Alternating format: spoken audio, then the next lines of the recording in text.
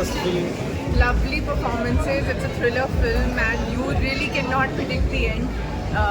I was glued to the screen till the end, and beautiful frames, beautiful direction, lovely storytelling, and a must-watch for everybody.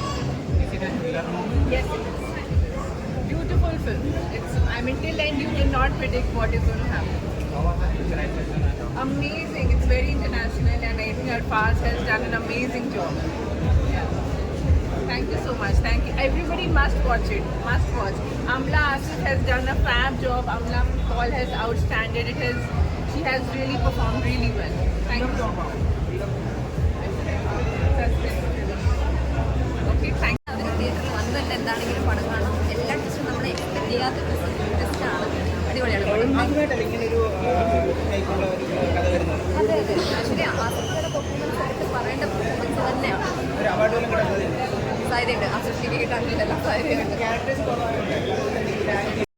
ഒരു രീതിയിൽ തന്നെയാണ് അതെ ആസിഫലി കമല പോയി ഷാംസ് തന്നെയാണ് എല്ലാവരും 3 പേരും അതെ അതെ എല്ലാവർക്കും എന്താണ് ഇഷ്ടം. Thank you.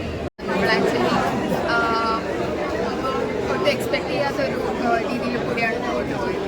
പടത്തിൽ ഏറ്റവും ഇഷ്ടപ്പെട്ട എന്താ? അതിന്റെ ബാക്ക്ഗ്രൗണ്ട് ആണോ അതോ കാസ്റ്റ് ആണോ അതോ അതിന്റെ ഡയറക്ഷൻ? കാസ്റ്റ് വളരെ അട്രാക്റ്റീവായിട്ടുള്ള സംഭവമാണ്. സോ കാസ്റ്റാണ് മെയിനായിട്ടുള്ളത്. പിന്നെ പ്ലോട്ട് ഓൾസോ വളരെ ഡിഫറെൻ്റ് ആയിട്ടുള്ളൊരു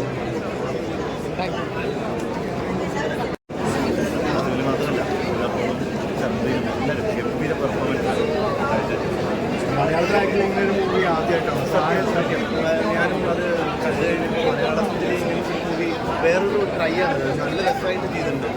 ഭയങ്കര രസമുണ്ട്. ഭയങ്കര രസമായിട്ട്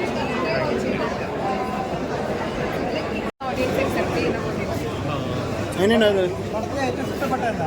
അതായത് ഡയറക്ഷനാണോ ആസിഫിന്റെ അഭിനയം cast background? Everything is very blended. എനിക്ക് ഏറ്റവും ഇഷ്ടപ്പെട്ടത് ഞാൻ ഈ അമല പോളിന്റെ കോസ്റ്റ്യൂം ഡിസൈനറാണ് ഈ ഫിലിമിന്റെ.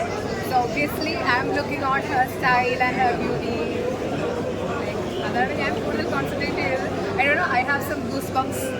ഞാനത് കണ്ടപ്പോൾ ദാറ്റ്സ് ഇറ്റ്. ഒരു പാറ്റേണിന്റെ ടോട്ടൽ ഡിഫറെൻ്റ് ആയിട്ട് മേക്ക് ചെയ്ത് 3 പേരും മത്സരിച്ചുള്ളവരാണ്. ക്യാരക്ടർ വളരെ കുറവാണ് ഈ പടത്തിൽ.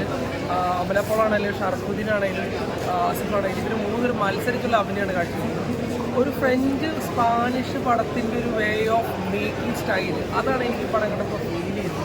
പിന്നെ of course Jeethu Joseph presence ആണ്. അപ്പോൾ ജിത്തു സാറിൻ്റെ ആയിട്ടുള്ള ഒരു വേ ഓഫ് സ്റ്റൈൽ ഈ പടത്തിൽ ഓൾറെഡി വരും. അപ്പോൾ ഇതെല്ലാം കൂടെ വരുമ്പോഴത്തേക്ക് ഒരു തിയേറ്റർ വാച്ചബിൾ മൂവിയായിട്ടാണ് എനിക്ക് തോന്നിയിട്ടുള്ളത്.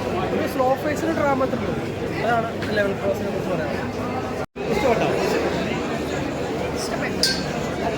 ഒട്ടും പ്രതീക്ഷിക്കാത്ത ക്ലൈമാക്സ് ആണ്. ആക്ച്വലി അത് എന്താണെന്ന് നമുക്കൊരു ഗ്രിപ്പിംഗാണ്. നമ്മളിങ്ങനെ വെയിറ്റ് ചെയ്തിരിക്കുക എന്താ സംഭവിച്ചത്. അപ്പോൾ എൻജോയ് ചെയ്തു. ഐ ഹോപ്പ് ഓഡിയൻസിന് എല്ലാവർക്കും ഇഷ്ടപ്പെടുന്നത്. പെർഫോമൻസ് എടുത്തു പറയാം.